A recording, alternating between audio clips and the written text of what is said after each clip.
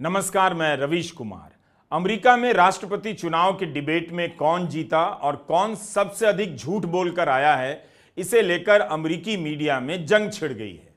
बड़ी बात है कि राष्ट्रपति के उम्मीदवार डोनाल्ड ट्रंप और कमला हैरिस की डिबेट खत्म नहीं हुई कि दोनों के भाषणों को लेकर फैक्ट की चेकिंग की जाने लगी कि दोनों में से कौन महाझूठा है, झूठों का सरदार है।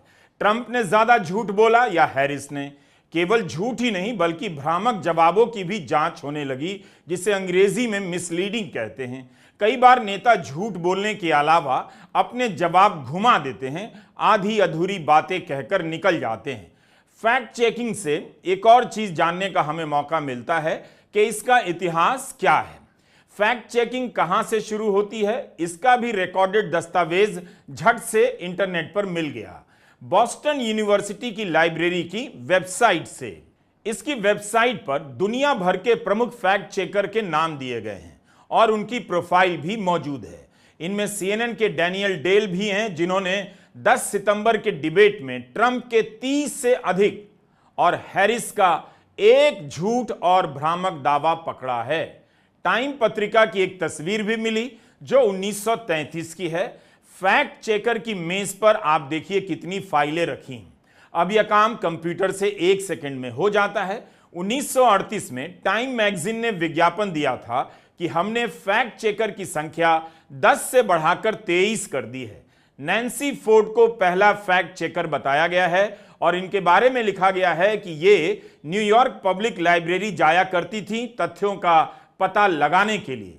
1933 से कॉलेज से पास करने वाली ज्यादातर लड़कियां फैक्ट चेक का काम करने लगीं। माना जाता था कि वे इस काम को काफी बारीकी और ध्यान से करती हैं। आगे चलकर पुरुष भी इस काम में शामिल हो गए। जर्मनी की एक पत्रिका है डेयर स्पीगल, उसका दावा था कि उसके पास फैक्ट चेकर की सबसे बड़ी टीम है, मगर उसी पत्रिका के एक रिपोर्टर ने सबको चकमा दिया, ऐसी ऐसी कहानियां बनाई और प्रकाशित किया कि उसके फैक्ट चेकर भी नहीं पकड़ सके। 2018 में इस घटना पर न्यूयॉर्कर ने विस्तार से लिखा है। 1930 के दशक से लेकर हम 2024 में आ चुके हैं। आज फैक्ट चेकिंग की आवाज बहुत ज्यादा सुनाई देती है चारों तरफ से, लेकिन इसके बाद भी नेताओं का झूठ बोलना कम नहीं हुआ। झूठ का पकड़ा जाना बढ़ गया है, मगर बोलने में कोई कमी नहीं आई। ड्यूक यूनिवर्सिटी की रिपोर्टर्स लैब की इस वेबसाइट पर दुनिया भर की 442 फैक्ट चेक वेबसाइट और संस्थानों के नाम दिए गए हैं। एक अन्य रिसर्च संस्था है कैंडिड इशू लैब, उसकी वेबसाइट पर 2012 में वॉशिंगटन पोस्ट में फैक्ट चेक कॉलम लिखने वाले माइकल डॉब्स ने अपने एक शोध परक लेख में काफी दिलचस्प जानकारी दी है कि आधुनिक फैक्ट चेकिंग राष्ट्रपति रोनाल्ड रेगन के दौर में शुरू होती है, जब उन्होंने एक बेतुका दावा किया कि गाड़ियों के मुकाबले पेड़ों से 4 गुना ज्यादा प्रदूषण फैलता है। ऐसे ऐसे लोग दुनिया में राष्ट्रपति होकर गए हैं। जब 2004 के चुनाव में जॉर्ज बुश और जॉन कैरी के बीच मुकाबला हुआ, तब राजनीतिक ब्लॉगिंग की शुरुआत होती है और इससे मुख्यधारा की मीडिया पर अपने फैक्ट चेकिंग प्रोग्राम को बेहतर करने का दबाव बढ़ने लग जाता है। इंटरनेट के आने के बाद फैक्ट चेकिंग और अधिक लोकतांत्रिक हो जाता है। अखबारों और चैनलों के अलावा अब आम लोग भी फैक्ट चेकिंग करने लग जाते हैं। इस तरह से फैक्ट चेकिंग को मीडिया इकोसिस्टम का अब हिस्सा मान लिया गया है। यह भी देखा गया कि चुनावी सीजन में फैक्ट चेकिंग की मांग काफी बढ़ जाती है। वॉशिंगटन पोस्ट का अपना फैक्ट चेकिंग ब्लॉग ही है। महीने में इसका पेज व्यूज 10 लाख तक हो जाता है। अब तो फैक्ट चेकिंग ने आंदोलन का रूप ही ले लिया है। दुनिया भर में फैक्ट चेकर नए एक्टिविस्ट, मीडिया एक्टिविस्ट बन गए हैं। वॉशिंगटन पोस्ट ने एक लाई ट्रैकर शुरू किया था, जिसे 2021 में बंद कर दिया गया। इसके तहत यह गिनकर बताया गया कि डोनाल्ड ट्रंप ने राष्ट्रपति रहते हुए कितनी बार झूठ बोला। ट्रंप इतना झूठ बोलते थे कि उनके लिए लाई ट्रैकर बनाया गया। वॉशिंगटन पोस्ट हर दिन उनके झूठ गिना करता था। इसके अनुसार 4 साल में ट्रंप ने 30,573 झूठ बोले हैं। वॉशिंगटन पोस्ट के डेटाबेस में आप हर झूठ की जांच परख खुद ही कर सकते हैं। टोरंटो स्टार नाम के अखबार ने गिनकर बताया कि ट्रंप ने राष्ट्रपति रहते हुए 2019 तक के साल में हर दिन 6 से अधिक झूठ बोले, एक साल में 5276 झूठ। इस फैक्ट चेक को भी डैनियल डेल ने तैयार किया, जो अब CNN से जुड़ गए हैं। अब हम आते हैं कमला हैरिस और डोनाल्ड ट्रंप की डिबेट पर। दोनों में झूठों का सरदार कौन निकला, इसे लेकर अमेरिका में बहस चल रही है। गिनती की जा रही है कि किसने कितने झूठ बोले और भ्रामक बातें कही। जून महीने की डिबेट में ट्रंप ने राष्ट्रपति जो बाइडेन की हालत खराब कर दी, इतनी कि बाइडेन को मैदान से हटा दिया गया। एसोसिएटेड प्रेस न्यूज एजेंसी ने तब अपनी हेडलाइन में लिखा कि बाइडेन ने मुश्किल से ट्रंप का सामना करने की कोशिश की, मगर उनकी उम्मीदवारी को लेकर डेमोक्रेट खेमे में चिंता है। उस समय अमेरिकी मीडिया के बड़े हिस्से की आलोचना इस बात को लेकर हुई कि सबने देखा कि बाइडेन की हालत खराब कर दी थी ट्रंप ने, मगर मीडिया ने इस बात को बचा कर लिखा, बाइडेन के पक्ष में लिखा। सितंबर की हेडलाइन में कमला हैरिस को लेकर अब जश्न सा दिखता है। क्या वाकई ऐसा है? हैरिस ने ट्रंप को पछाड़ दिया। उसी एसोसिएटेड प्रेस ने लिखा है, गर्भपात, अर्थव्यवस्था और लोकतंत्र पर हैरिस ने ट्रंप के खिलाफ बाइडेन से बेहतर केस लड़ा है। खैर, मंगलवार को ABC चैनल के मुख्यालय में पहली बार कमला हैरिस और ट्रंप के बीच आमना सामना हुआ। जून के डिबेट के विजेता ट्रंप आज के हेडलाइन में पीछे चले गए हैं। विजेता की जगह कमला हैरिस ने ले ली है। ABC चैनल ने तो डिबेट समाप्त होते ही घोषणा कर दिया कि ABC की वेबसाइट पर जाइए, फैक्ट चेक तैयार है। जब भी अमेरिका में डिबेट होता है, पूरी दुनिया अमेरिकी चुनाव की डिबेट को देखती है, जैसे उसके देश का चुनाव हो, पंचायत का चुनाव हो। इधर जहां रहता हूं, पार्षद के चुनाव में लोग वोट डालने नहीं जाते, लेकिन सुबह सुबह उठकर अमेरिका में हो रहे प्रेसिडेंशियल डिबेट को सुनते हैं, जागरूक बनने के लिए। इस वजह से भी कि दुनिया के कई देश अमेरिकी विदेश नीति के कारण तबाह हो रहे हैं, तो लोग देखना चाहते होंगे कि उन देशों को लेकर अमेरिका में क्या बहस हो रही है, राष्ट्रपति जो बनने वाला है उसकी क्या नीति है और सोच है। एक तरफ कमला हैरिस और ट्रंप के बीच बहस हो रही थी, दूसरी तरफ NBC, CNN, BBC जैसे मीडिया संस्थानों ने भी अपना अपना फैक्ट चेक्स देना शुरू कर दिया। CNN के डैनियल डेल समेत कई पत्रकार फैक्ट चेक में लग गए। होड़ लगी कि कौन किसका झूठ पहले पकड़ता है। अमेरिकी मीडिया की तैयारी देखकर लगता है कि उन्हें पहले से ही अनुमान था कि आज झूठ की बरसात होने वाली है, तो सच का छाता तान देना है। बल्कि इस पर भी बहस हो रही है कि ABC के मॉडरेटर ने फैक्ट चेक कर सही किया या नहीं। ट्रंप ने तो आरोप ही लगा दिया है कि उनका मुकाबला केवल हैरिस से नहीं था, बल्कि 2 और लोगों से था। उनके कहने का मतलब है डिबेट एक तरफा हो गया, क्योंकि उनके सामने हैरिस के साथ साथ ABC के मॉडरेटर डेविड मूर और लिंडसी डेविस ने ट्रंप का फैक्ट चेक कर डाला। इस तरह से ट्रंप का मुकाबला 3 लोगों से हुआ। ये ट्रंप के आरोप हैं। क्या मॉडरेटर को फैक्ट चेक करना चाहिए था? बिल्कुल करना चाहिए था। आपके सामने कोई गलत बयानी करे तो डिबेट में टोका ही जाना चाहिए। वॉशिंगटन पोस्ट ने लिखा है कि लाइव फैक्ट चेक ने ABC के मॉडरेटर्स को औरों से अलग कर दिया। प्रथा के अनुसार मॉडरेटर डिबेट से बाहर रहते हैं, तटस्थ रहते हैं। वॉशिंगटन पोस्ट ने ABC की एंकर लिंडसी डेविड की तारीफ की है कि उन्होंने लाइव फैक्ट चेक कर डिबेट का स्तर ऊंचा कर दिया। लिंडसी ने ट्रंप को रोका कि पैदा होने के बाद किसी शिशु को मारना अमेरिका के किसी भी राज्य में मान्य नहीं है। जिस तरह से अमेरिका की राजनीति झूठ में घुलती जा रही है, डिबेट के संचालक को अंपायर की तरफ फैसला देना पड़ेगा कि किसने सबसे ज्यादा झूठ बोला और कब बोला। डोनाल्ड ट्रंप ने कहा, अगर उनके कार्यकाल में अमेरिकी फौज अफगानिस्तान से निकली होती तो अपने पीछे $85 अरब के नए नए सैनिक उपकरण छोड़कर नहीं आती। इस पर ABC ने फैक्ट चेक कर डाला और लिखा कि अमेरिका ने 2001 से अफगान सुरक्षा बलों को प्रशिक्षित करने, सैन्य उपकरणों से लैस करने में $83 अरब खर्च किए हैं। $83 अरब में से केवल $18 अरब सैन्य उपकरणों पर खर्च हुआ, और वह भी 20 सालों के दौरान। अनुमान है कि इसमें से $7 अरब का सामान वहां छूटा होगा। पूर्व राष्ट्रपति डोनाल्ड ट्रंप ने $83 अरब की बात कहां से कह दी? यह झूठ भी है और पूरी तरह से भ्रामक भी। ट्रंप ने कह दिया, उनके कार्यकाल में अर्थव्यवस्था ने ऐतिहासिक प्रगति की। एसोसिएटेड प्रेस ने तुरंत ही लिख दिया कि बढ़ा चढ़ाकर दावा कर रहे हैं। ट्रंप से ज्यादा तो रेगन और क्लिंटन के समय अर्थव्यवस्था ने तरक्की की। अपराध के आंकड़ों को लेकर भी ट्रंप का झूठ पकड़ा गया जब उन्होंने आरोप लगाया कि बाइडेन के समय अपराध के आंकड़े आसमान छूने लगे। इस पर अलग अलग संस्थानों ने बता दिया कि FBI के आंकड़े कहते हैं कि हिंसक वारदातों में कमी आई है। कोविड के दौरान इनकी संख्या में 30% का उछाल आया, लेकिन 2023 के आखिरी 3 महीनों में 6% कम भी हुआ। हत्या के मामलों में 13% की कमी आई। ट्रंप ने कहा कि बाइडेन के समय मुद्रास्फीति, इन्फ्लेशन काफी बढ़ गई।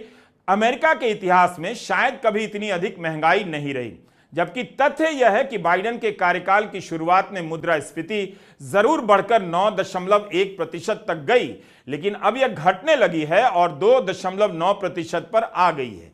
ABC चैनल ने लिखा है कि वैसे भी 9.1% की महंगाई दर ऐतिहासिक नहीं है, क्योंकि 1980 में इससे भी अधिक 14% पर महंगाई पहुंच गई थी। भारत में तो कुछ भी बोल दिया जाता है कि भारत विश्व गुरु बन गया है। विश्व कक्षा का पता नहीं, मगर विश्व गुरु आ गया है। गोदी मीडिया का एंकर दर्जनों बार प्रधानमंत्री मोदी का इंटरव्यू करता है, मगर कभी उनके सामने फैक्ट चेक नहीं करता, ना ही काउंटर सवाल ढंग से कर पाता है। जैसे ट्रंप ने कहा कि ओहायो के स्प्रिंगफील्ड में जो दूसरे देशों से आए अवैध माइग्रेंट हैं, वो लोगों के पालतू जानवरों को मारकर खा जाते हैं। ये बयान है और ये स्तर है। कुत्ते खा रहे हैं, बिल्लियां खा रहे हैं, ये सब ट्रंप ने आरोप लगाए। उनका इस तरह का बयान हिंसा तक भड़का सकता है। पता चलता है कि दूसरे देशों से अलग अलग कारणों से आने वाले लोगों के प्रति उनके मन में कितनी घृणा है, जबकि इस झूठ का पर्दाफाश पहले किया जा चुका था, मगर ट्रंप ने डिबेट में फिर से दोहराया। आदत जाती तो नहीं। ओहायो के स्प्रिंगफील्ड पुलिस के प्रवक्ता ने इन बातों का खंडन किया है और कहा है कि कुत्ते बिल्ली खाने के कोई सबूत नहीं। अवैध प्रवासियों को लेकर ट्रंप जो नंबर बताते हैं, उसे भी चुनौती दी जा रही है। जैसे ही ट्रंप ने अपने भाषण में नंबर बताया, उसका फैक्ट चेक किया जाने लगा। ठीक इसी तरह भारत में असम की राजनीति में दशकों तक घुसपैठियों का, बाहरी लोगों का भूत खड़ा किया गया, लेकिन जब NRC हुई तो उसे कराने के लिए सैकड़ों करोड़ रुपए फूंक दिए गए और दहशत में कई लोगों की मौत हो गई। बाद में जो नंबर आया उतना नहीं था जितना दावा किया जा रहा था। इन दिनों असम के मुख्यमंत्री हेमंता बिस्वा शर्मा झारखंड में हैं और वहां घुसपैठियों का भूत खड़ा कर रहे हैं, जबकि उन्हें पता है कि झारखंड की सीमा बांग्लादेश से नहीं लगती, असम की सीमा लगती है। उसकी सुरक्षा की जिम्मेदारी केंद्र सरकार की है। झारखंड सरकार ने चुनाव आयोग से शर्मा के इन भाषणों पर रोक लगाने की मांग की है। भारत में भी फैक्ट चेक किया जाता है।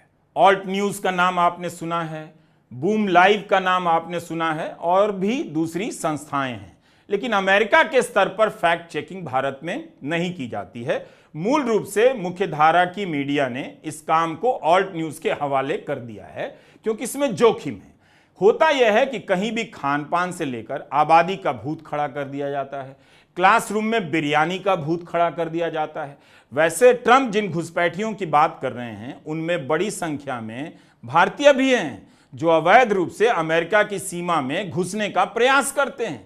अमेरिका की सीमा में किसी तरह घुसने के बाद शरण आप मांग सकते हैं और वह देश देता भी है। इसकी एक कानूनी प्रक्रिया है जो लंबी चलती है। ABC के एंकर ने पूछ दिया कि आप लाखों माइग्रेंट्स को कैसे वापस भेजेंगे, जरा बताइए, माइग्रेंट्स को कैसे वापस भेजेंगे? तो इस सवाल का सीधा और ठोस जवाब ट्रंप नहीं दे पाए। माइग्रेशन और घुसपैठियों के नाम से ट्रंप लगातार अमेरिका के भीतर एक दुश्मन खड़ा करते जा रहे हैं। इतिहास में यह जाना हुआ तथ्य है, समुदाय के नाम पर भूत खड़ा करने की राजनीति से ही फांसीवाद की शुरुआत होती है। ट्रंप कह रहे हैं कि हर महीने लाखों लोग आए जा रहे हैं और अवैध प्रवासियों से वोट डलवाया जाना है। तथ्यों की जांच में पाया गया कि हाल के दिनों में ट्रंप और रिपब्लिकन पार्टी के कई नेताओं ने इस तरह के आधारहीन दावे किए हैं। इसका कोई भी प्रमाण नहीं है कि अमेरिका में जो नागरिक नहीं है वो वोट कर रहा है। जो नागरिक नहीं है वो अगर वोट करता है तो उसे जेल की सजा हो सकती है। ट्रंप के कार्यकाल में अरबों डॉलर खर्च कर मैक्सिको की सीमा पर दीवार बनाई गई, तब भी अमेरिकी सीमा का बड़ा हिस्सा खुला हुआ है और लोगों का आना कम नहीं हुआ।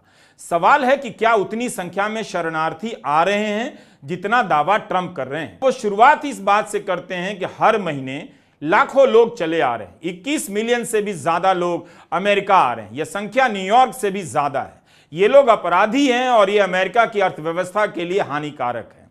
इस पर भी एबीसी चैनल ने फैक्ट चेक किया है कि जुलाई महीने में मेक्सिको से आने वाले 56,408 लोग गिरफ्तार किए गए हैं। ये लोग अवैध रूप से अमेरिका में घुस रहे थे। यह बॉर्डर पेट्रोल का आधिकारिक आंकड़ा है। जब से बाइडेन ने कार्यभार संभाला है, बॉर्डर पेट्रोल ने 71 लाख लोगों को गिरफ्तार किया है। इनमें से कई लोग ऐसे भी हैं जो बार बार सीमा के इस पार आ जाते हैं।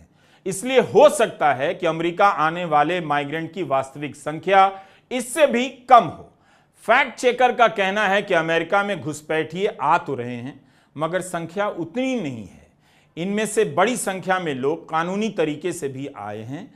यह भी साबित नहीं हुआ कि इनमें से ज्यादातर अपराधी हैं। एफबीआई इसके लिए अलग से डेटा जमा नहीं करती है, ना ही इसका कोई प्रमाण है। कई रिपोर्ट में यह देखा गया है कि माइग्रेशन का अपराध से कोई संबंध नहीं है। 6 जनवरी 2020 को वॉशिंगटन के कैपिटल हिल पर जो हमला हुआ, उसे लेकर भी ट्रंप का एक और झूठ पकड़ा गया। ट्रंप ने कह दिया वे स्पीकर नैन्सी पेलोसी के पास गए और 10,000 नेशनल गार्ड तैनात करने का प्रस्ताव दिया, मगर स्पीकर नैन्सी ने मना कर दिया।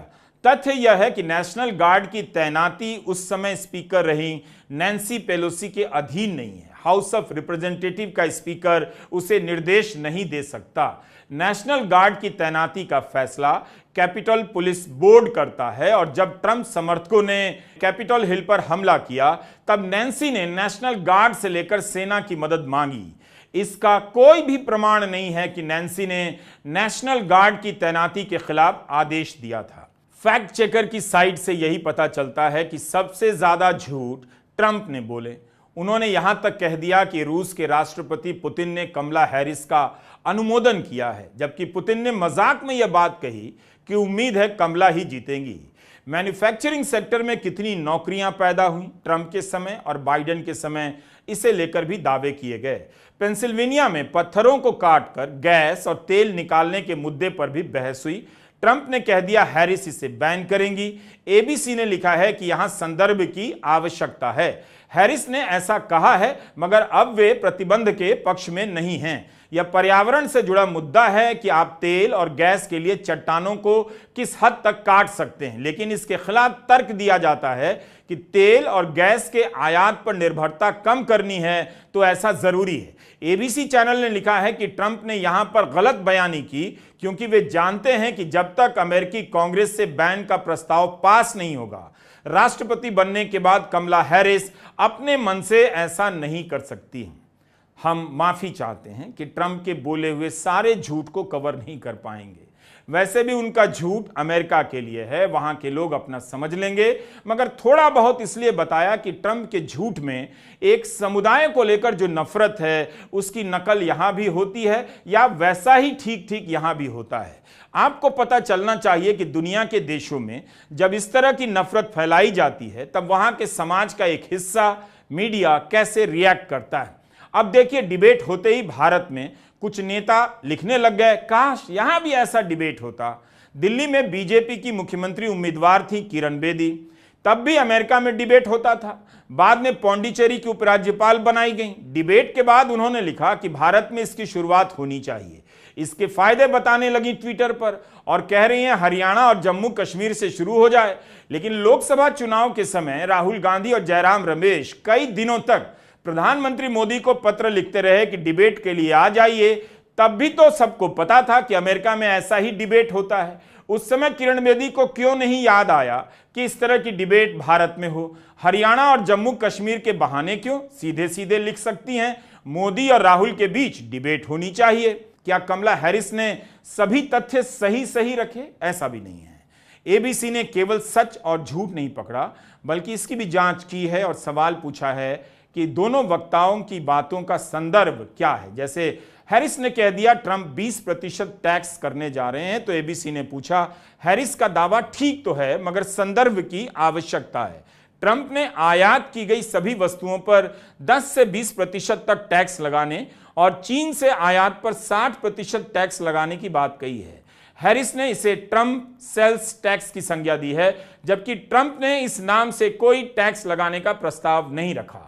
स्वतंत्र अर्थशास्त्रियों ने कहा है कि इस तरह की टैक्स प्रणाली निश्चित रूप से अमेरिकी उपभोक्ताओं के लिए दाम बढ़ा देगी, लेकिन ट्रंप ने अमेरिकी परिवारों पर टैक्स बढ़ाने की कोई बात नहीं कही, बल्कि ट्रंप ने सोशल सिक्योरिटी लाभ वाली स्कीम को टैक्स से बाहर रखने की बात की है और 2017 में दी गई निजी टैक्स में कटौती के विस्तार की बात की है।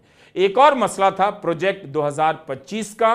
कमला हैरिस ने कहा ट्रंप इसे लागू करेंगे, लेकिन एबीसी ने फैक्ट चेक में पाया वे इस प्रोजेक्ट के बारे में नहीं जानते हैं। यह प्लान उनके पूर्व सहयोगियों ने तैयार किया, लेकिन ट्रंप ने कभी नहीं कहा इसे लागू करेंगे। अमेरिकी चुनाव में ओपिनियन पोल की बहुत बड़ी भूमिका है। कई ओपिनियन पोल की बहुत विश्वसनीयता होती है। डिबेट से पहले ही सवाल होने लगे कि क्या हैरिस ट्रंप से बढ़त को और आगे ले जा पाएंगी। ट्रंप से उनकी बढ़त बहुत मामूली है। कई राज्यों में ट्रंप हैरिस से आगे हैं, उनकी पकड़ कमजोर नहीं हुई है। लेकिन आज डिबेट के बाद मशहूर सिंगर टेलर स्विफ्ट ने हैरिस को सपोर्ट कर दिया। इंस्टाग्राम पर स्विफ्ट को दुनिया भर में 28 करोड़ से ज्यादा लोग फॉलो करते हैं। टेलर स्विफ्ट ने बेंजामिन बटन नाम की चर्चित बिल्ली के साथ अपनी तस्वीर पोस्ट की, लिखा चाइल्डलेस कैट लेडी। असल में मामला यह है कि ट्रंप के साथ उपराष्ट्रपति पद के उम्मीदवार जेडी वेंस ने कमला हैरिस को चाइल्डलेस कैट लेडी कह दिया। किसी स्त्री को निसंतान बोलना कितना अपमानजनक है।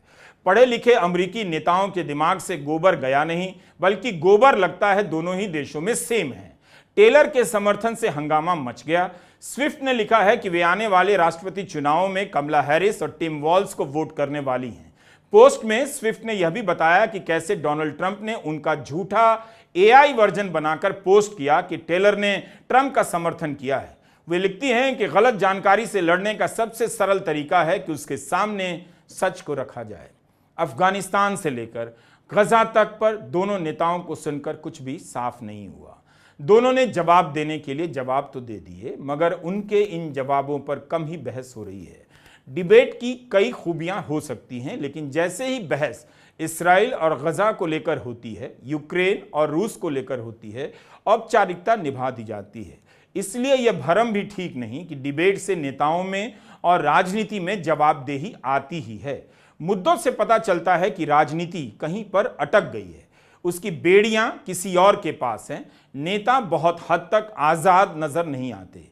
नेताओं के विचार ऐसे लगते हैं जैसे कोई आपके फ्लैट में नलके का लीकेज ठीक करने का दावा कर रहा हो या कोई बिजली की तार बदलने का। दुनिया इस वक्त युद्ध का क्रूर नजारा देख रही है। लोकतांत्रिक सरकारें युद्ध रोकने में नाकाम रही हैं और हम और आप हैं कि डिबेट में ही लोकतंत्र का सारा सिनेमा देखने का मजा लेना चाहते हैं। नमस्कार, मैं रवीश कुमार।